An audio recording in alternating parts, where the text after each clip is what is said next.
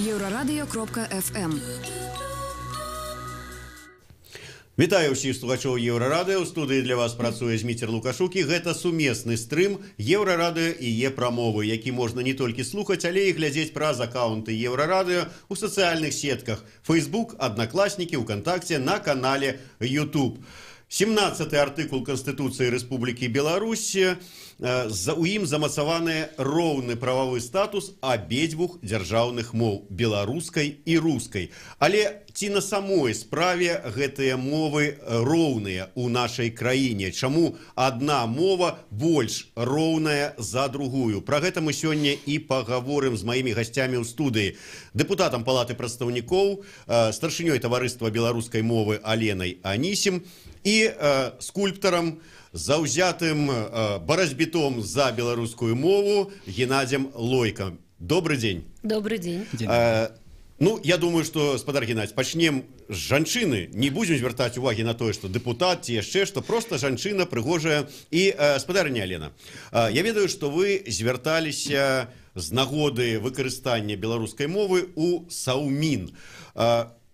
Што было напісана, з якой прапановай, просьбай, патрабаваннем вы туды звярталіся і што з гэтага атрымалася? Нагодай для чарговага звароту ў Саўмін па гэтым пытанні былі звароты да мяне, нашых выбаршчыкаў і проста людзей, якія сутыкнуліся з пытаннем дыскрымінацыі фактычна беларускай мовы. І, значыць, яны ставілі першае пытанне, адно з іх было. Гэта тое, што адсутнічаюць штампы для рэгістрацыі шлюбу, раз, адсутнічаюць штампы для рэгістрацыі па месцы пражывання на беларускай мове, і яны ставілі гэтае пытанне. Другое, значыць, не менш важна, это у Белпошце сутыкнуліся з тым, што немагчыма было па-беларуску перадаваць. Ну і чалавек увогуле ў выніку сваёй перапіскі прынёс мне дакументы, на падставе якіх яму адмоўлена было вось у карыстанні беларускай мовы.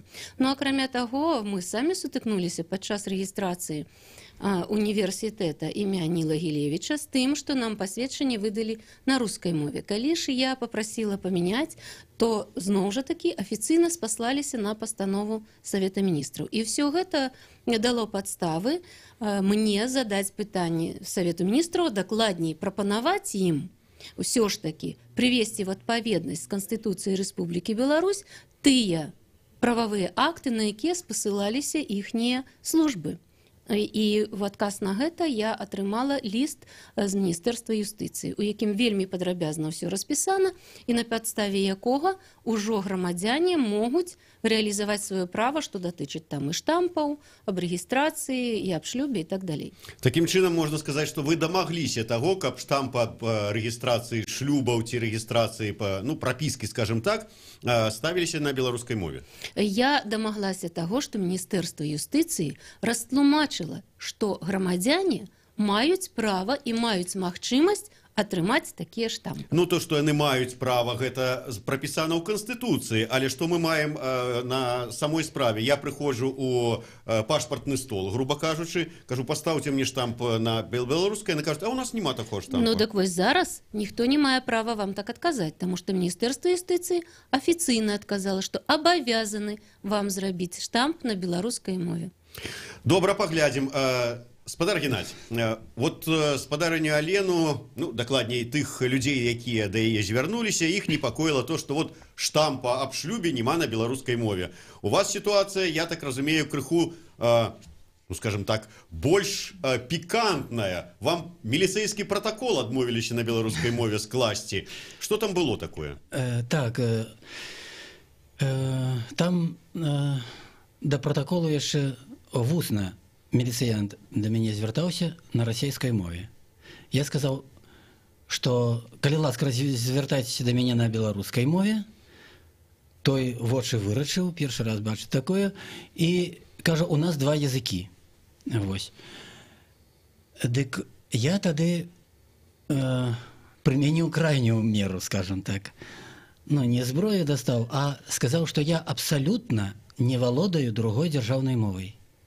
Зноў жа для міліцыянера, які, ну, здавалася б, юрыст, ён гэтага не ведае, што ў нас законы, пры ўсім тым, што вот напісана роўныя дзве мовы, на самой справе няроўна. Вот вы казалі пра 17-й артыкул, яшчэ ёсць у Канстытуцыі 50-й артыкул. І там напісана, кожны мае права выбіраць мову зносін.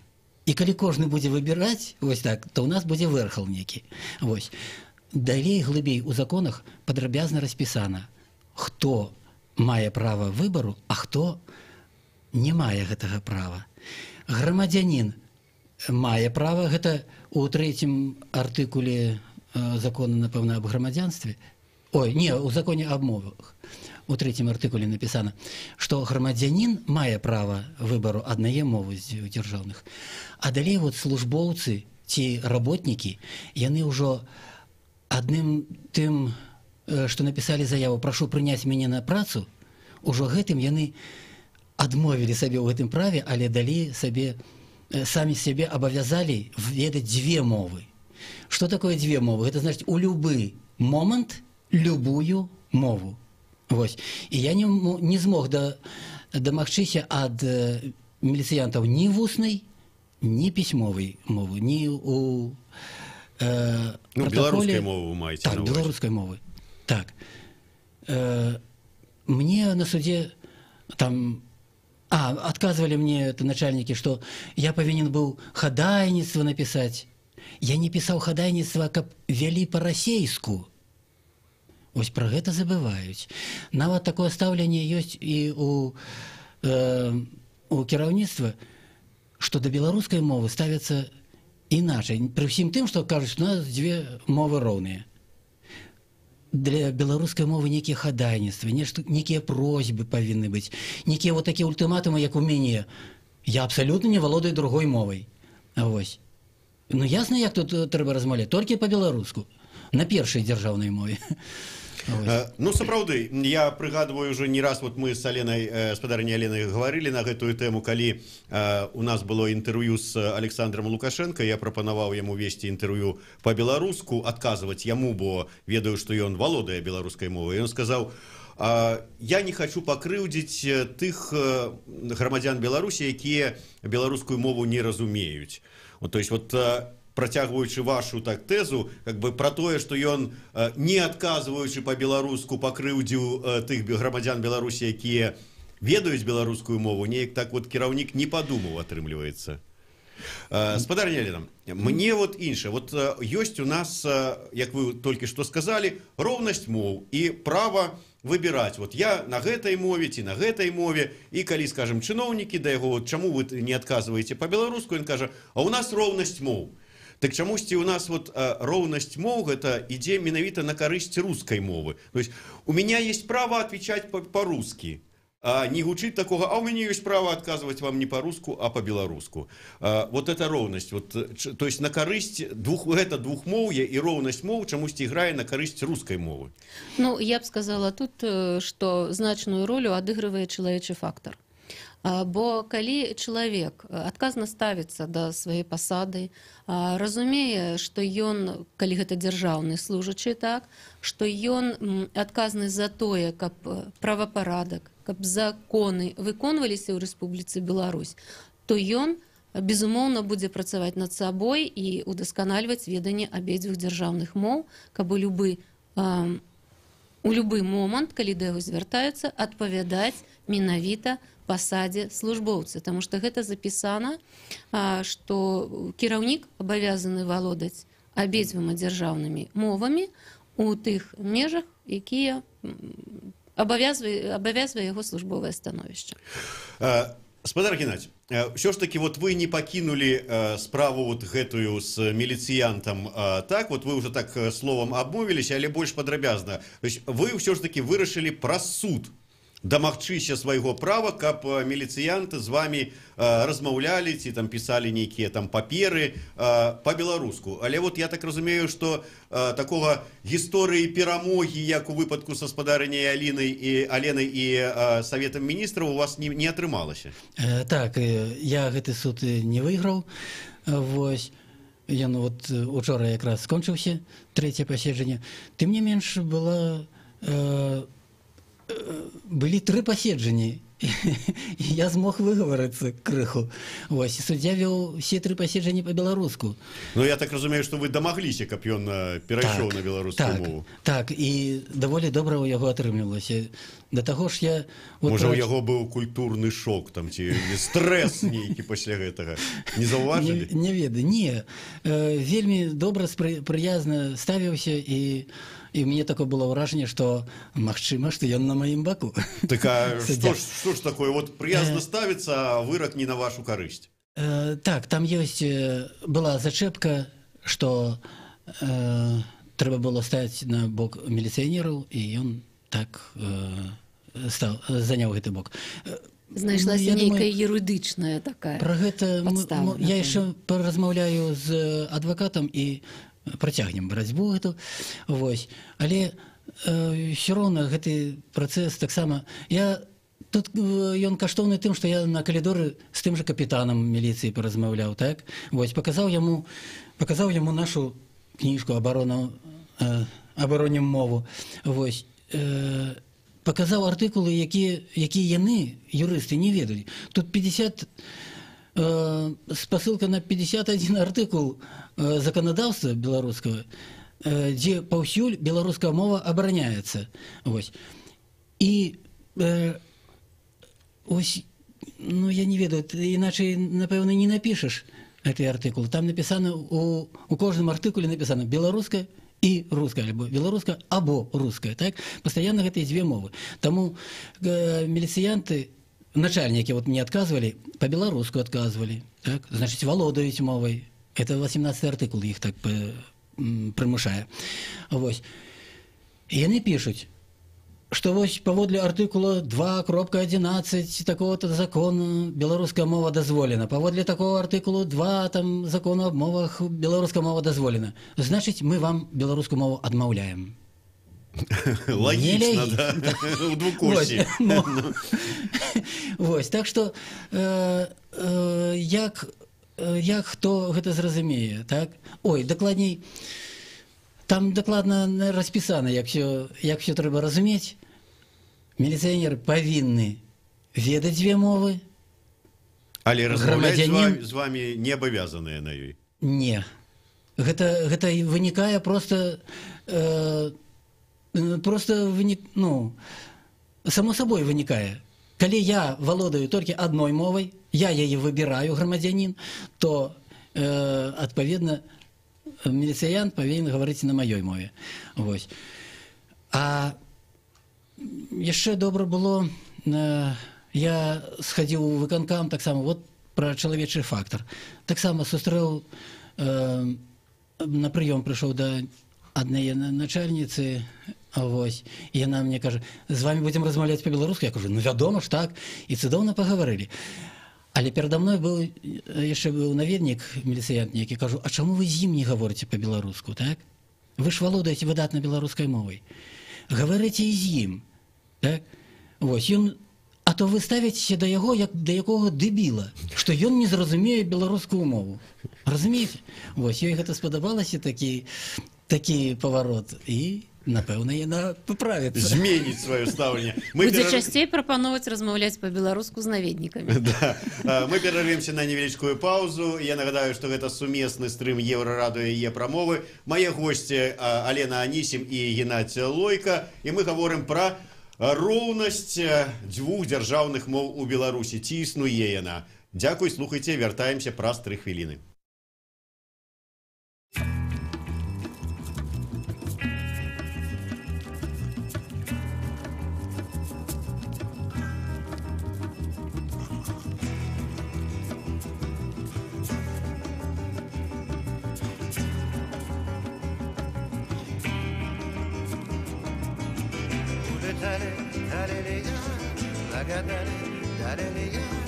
Обещали, щалили, разевали, валили, то ли дело спилили, или вылили, уходили, делили, пролетали мимо меня, а над нами звезды горят, а под нами птицы парят.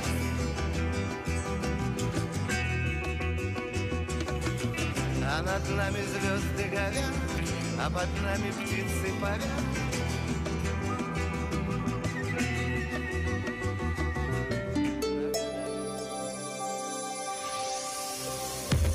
Еўрарадыё. Час ведаць, што адбываецца. Вітаю, каротка пра асноўныя падзеі. У Міністэрстве замежных справаў Расіі афіцыйна заявілі пра магчымасць акупацыі рэгіёна Ўкраіны, дзе размешчаныя дыпламатычныя пляцоўкі Расійскай Федэрацыі. Пра гэта на брыфінгу ў Маскве заявіла афіцыйная спікерка расійскага МЗС Марія Захарова, адказваючы на пытанне, ці магчымы перанос расійскіх дыпламатычных пляцовак ва ўкраіне з Кіева і Львова на акупаваны Донбас за пастаянных акцый пратэсту ля пасольства і консульстваў. Яна заявіла: «Спадзяюся, ва ўкраіне разумеюць, што ў расійскай грамадскасці можа лопнуць цярпенне». Гістарычны прыклад кажа пра тое, што часам не патрэбны перанос, а можна змяніць статус дыпламатычных прадстаўніцтваў. Напрыклад, у нас было генеральнае консульства ў Сімферополі, а потым стала прадстаўніцтва замежных справаў у рэгіёне. Здараецца і так, заявіла спадарыня Захарова. Афіцыйны Мінск рэагаваў на расійска-ўкраінскі канфлікт у Азоўскім моры ў лепшых традыцыях заходніх дыпламатаў, выказаў заклапочанасць і занепакоенасць. Адначасна беларускія ваенныя атрымаюць ад Расіі датэрмінова батарэю ракетных комплексаў ТОП-М-20. Гэтыя ды і іншыя пытанні ў жывым эфіры Еўрарадыё пракаментаваў кіраўнік Цэнтра стратэгічных і знешнепалітычных даследаванняў Арсен Сівіцкі. Прачытаць гэта інтэрв'ю вы можаце на сайце еўрарадыё.фм. Беларусь ды Расія цалкам узгаднілі міжурадавае пагадненне пра ўзаемнае прызнанне візаў, і будзе гэты дакумент падпісаны 13 снежня ў Брэсце на пасяджэнні Савета міністраў гэтак званай саюзнай дзяржавы. Пасля таго, як дакумент падпішуць і ён набудзе моц, будзе ўрэгуляванае пытанне бесперашкоднага транзіту замежнікаў, якія маюць беларускую ці расійскую візу праз тэрыторыю Беларусі ці Расіі.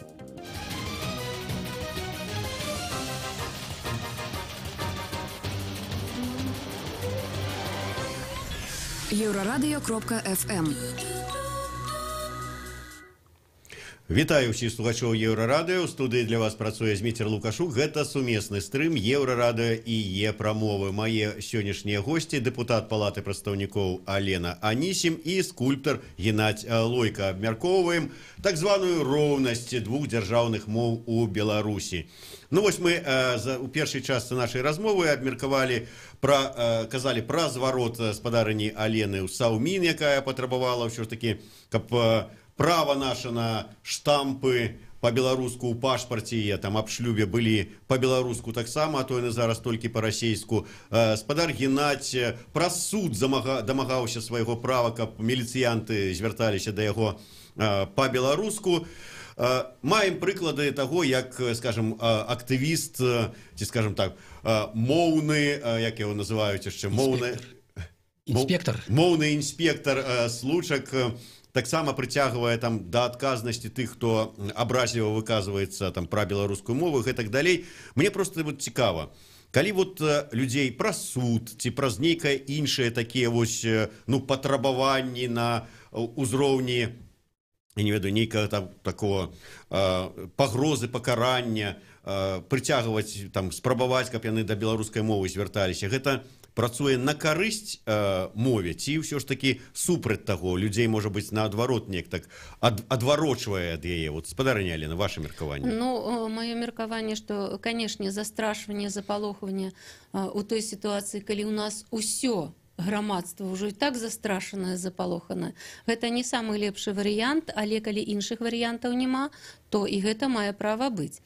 З іншага боку, мы, напрыклад, таварыства беларускай мовы, зважаючы на тую сітуацыю, якая сёння склалася, што беларуская мова трапіла ў лік тых моў, якім пагражае знікненне, распрацавалі закон аб дзяржаўнай падтрымцы беларускай мовы ў Рэспубліцы Беларусь. Ён распрацаваны даўно, аднак сёлета мы яго яшчэ раз вярнуліся да яго, перагледзелі, і мы выставілі яго для грамадскага абмеркавання, каб затым ўсё ж такі падаць яго ў палату. Таму што мы лічым, што калі не дзейнічаюць у нас гэтыя законы, якія ёсць, значыць, трэба прыняць нейкі, распрацаваць дадатковы закон, на падставе якога, зноў жа такі, падымаць прэстыж беларускай мовы і забяспечваць яе паўнавартаснае функцыянаванне ва ўсіх сферах грамадскага жыцця. Спадар Геннадзь, Я спачатку з самага, з чаго і пачаў пытанне. Як вы лічыце, вот тое, што вы праз суд там нечага дамагаліся ад міліцыянтаў, ну не нечага, каб яны з вамі па-беларуску гаварылі. Гэта іх падштурхне да таго, каб яны перагледзелі сваё стаўленне да мовы, ці наадварот, хадзіць такі думаць, о, гэты во, БНФовец во. Видите, меня это мало цікавіць, это штурхоўванне, праштурхоўванне. Я ведаю, што трэба прымушаць да беларускай мовы. Прымушаць. Што такое прымус? Калі я достану Калашникова і пушу чаргу над головой, это ясны прымус. Але калі я стану на колени, стану умаляць, разгавары со мной на беларускай мове, это яшчэ можа нават большы прымус. Так што на прымусе я паставіў крыж. Все, трэба прымушаць. І ўсё. Вось, а штурховае, не штурховае, гэта дае свой плён, на жаль, толькі вось такім чынам. Колькі мы гадоў уже чакаем, што чалавек сам прыйдзе да беларускай мовы.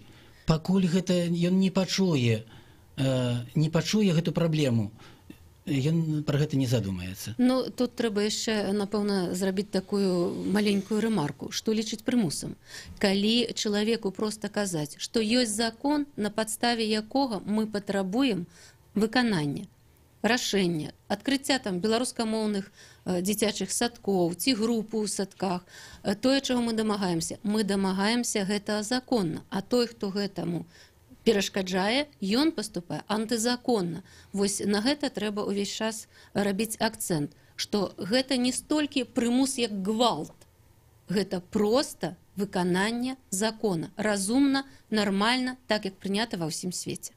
Ну, тут же ситуация такая, мы з вами таксама уже не один раз эту ситуацию абмяркоўвалі. Яны ж не супраць, яны кажуць, да, мы выканаем, мы хочам беларускамоўны клас таксама. Але пайдзіце, вы самі знайдзіце тых бацькоў, якія таксама хочуць, каб іх дзеці навучаліся па-беларуску, арганізуйцеся, і тады мы вам.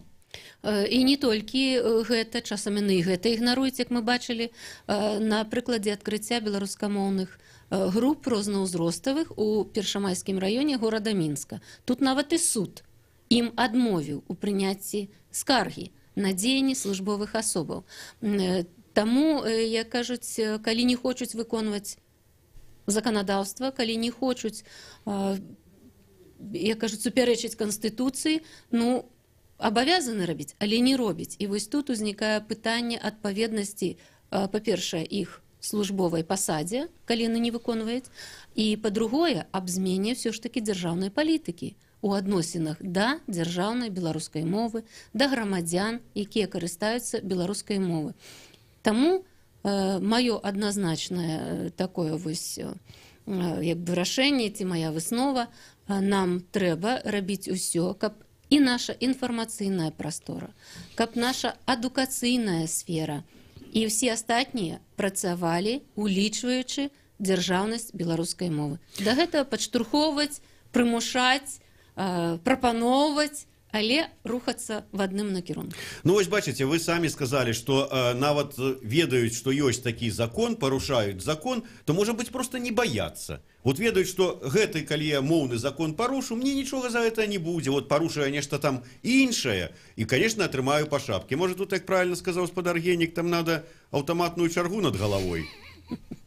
Я супраць аўтаматнай чаргі, хаця я разумею, што і цукерачка не заўсёды спрацоўвае. Але я думаю, што калі чалавек, які падтрымае беларускую мову у плане адкрыцця класаў, калі гэта ў яго кампетэнцыі, забеспячэння, напрыклад, у сферы паштовага абслугоўвання беларускую мову, то ён заслугоўвае таго, каб быць павышаным па кар'еры, таму што ён даказвае, што ён кіраўнік, які здольны прымаць адказныя рашэнні ў інтарэсах, падкрэслю, нацыянальнай бяспекі краіны.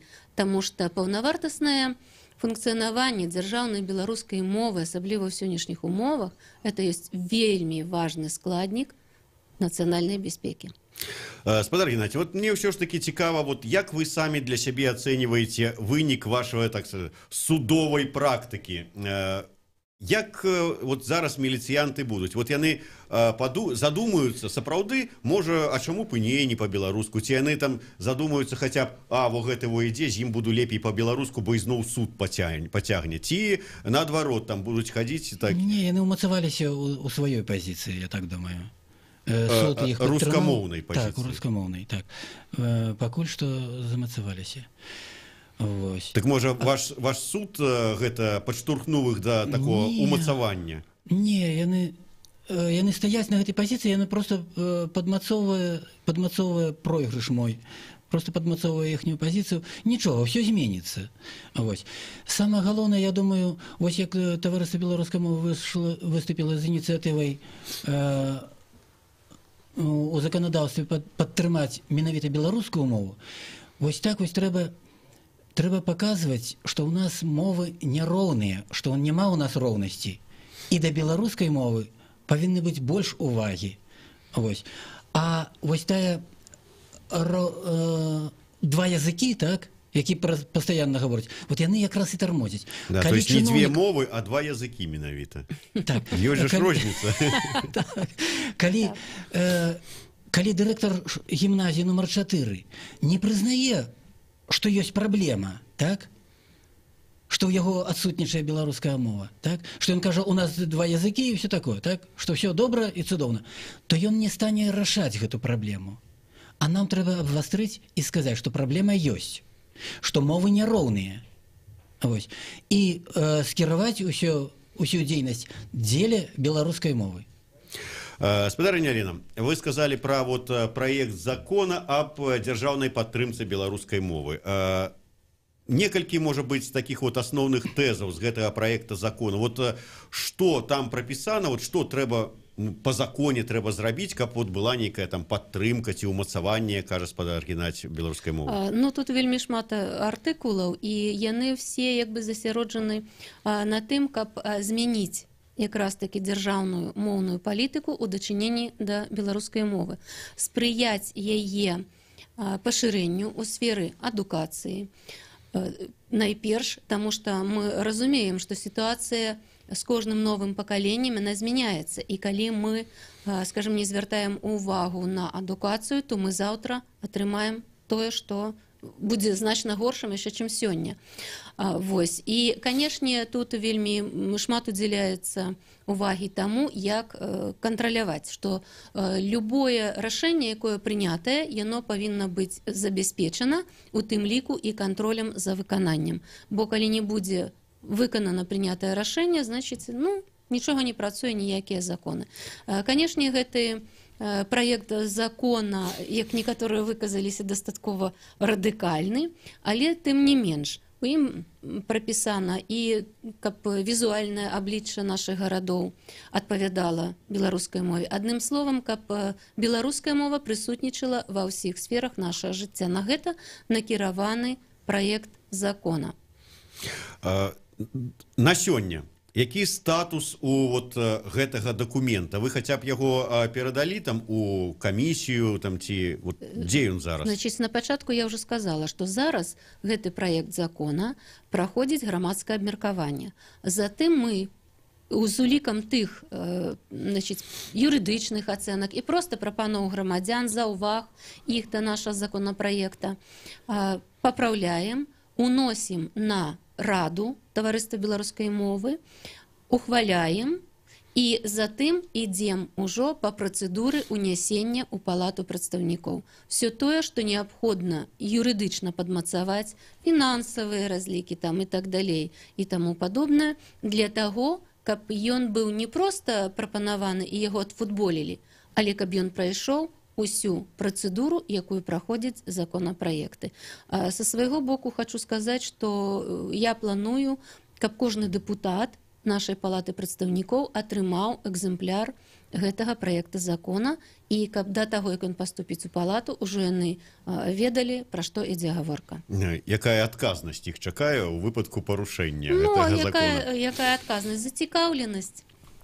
Спадар Геннадзь, вот мне просто цікава ваше меркаванне. Калі вот браць паралель з вашым гэтым судом.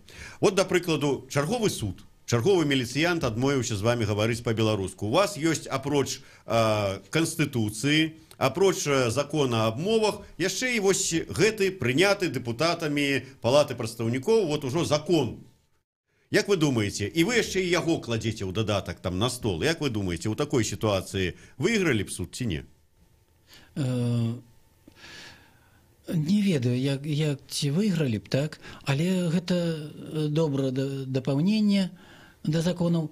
У прынцыпе, нам і гэтых законаў хапае, так? Вось, каб ужо, адстойваць сваю пазіцыю. Вот я у міліцыянера пытаюся, у капітана таго. Вот я сустрэну міліцыянера на вуліцы, так? І скажу яму, што абсалютна не разумею другую дзяржаўную мову. А той будзе ўсё роўна гаварыць па-расейску. Што мне ў такім выпадку рабіць? Ён кажа, вы збярыце праект закона, аддайце ў палату, каб распрацаваць механізм, калі ўжываць беларускую мову. Я кажу, это вы распрацуеце механізм, калі вам расейскую мову ўжываць. Чаму вот такая вот нероўнасць да беларускай мовы, калі по закону написано, што яны роўныя? Ёсць яшчэ адзін момант, які варта зазначыць.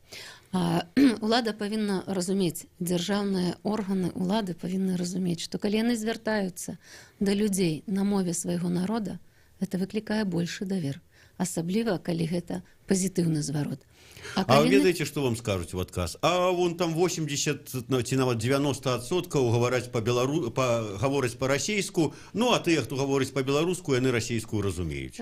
Спадар Зміцер, на гэта я адказваю так. На падставе чаго вы сцвярджаеце пра гэтыя працэнты і так далей. Неўзабаве будзе перапіс 2019 года, і я хачу заклікаць усіх людзей, тых, хто валодае беларускай мовай, абавязкова пазначаць сваю родную мову, беларускую, асабліва, калі яны нарадзіліся ў Беларусі і чулі змалку беларускую мову ад сваіх бабуль, навучаліся па-беларуску. І тады паглядзім. Канешне, з кожным перапісам у звязку з той нескарэктаванай, дыпламатычна кажучы, моўнай палітыкай, у нас з кожным годам усё горшыя і горшыя паказчыкі таго, колькі людзей валодае беларускай мовай. Але насамрэч у грамадстве расце попыт на беларускую мову. Пра гэта сведчыць шмат што. Прывяду адзін маленькі эпізод. Я просто стаяла у адной краме, кірмаш, і перада мной жанчыны-прадавачкі размаўлялі, не ведаю, што паслужыла падставай, але яны гаварылі пра беларускую мову. І казалі, а чаму, гэта ж вельмі добра, гэта і прыгожа, чаму не карыстаюцца, чаму ёй не павінна быць месца. І калі мы згадаем яшчэ і вось тренд, калі маладыя людзі і сваіх дзетак аддаюць, і навучаюць, і скажу, што ў сталічных некаторых школах, нават не гімназіях беларускамоўных, бацькі сваіх маленькіх дзетак аддаюць навучаць беларускай мове за грошы, то гэта гаворыць пра тое, што чым больш мы будзем карыстацца беларускай мовай у побыце, на запраўках, бо мне таксама адказваюць па-беларуску, калі я звяртаюся. І гэта ўсё сведчыць пра тое, што грамадства гатовае да беларускай мовы. Пытанне ў тым, каб улада гэта пачула, адчула і скарэктавала моўную палітыку ў гэтым накірунку. Аліначка, я цалкам згодны, так? Але я б адказаў бы на гэтае пытанне іначай. Калі ласка. Калі ласка. Вот начальник кажа, што народ гэтага не зразумее беларускай мовы, 90% гаворыць беларуску. Я б сказаў бы, гэта катастрофа. І да гэтай катастрофы давялі вы. Хутчэй ратуйце сітуацыю. І аўтаматную чаргу над галавой. Павар! Дзякуй вялікі. Я спадзяюся, што сітуацыя будзе змяняцца да лепшага. І прынамсі дзве мовы будуць сапраўды роўныя, як гэта прапісана ў заканадаўстве і ў Канстытуцыі, а не адна больш раўнейшая за другую. Дзякуй вялікі. Я спадзяюся, што ўсё для гэтага будзе рабіцца як дэпутатам Палаты прадстаўнікоў Аленай Анісім, так і скульптарам, актывістам, моўным інспектарам 2 Геннадзем Лойкам. Дзякуй вялікі. Дзякуй вам за размову.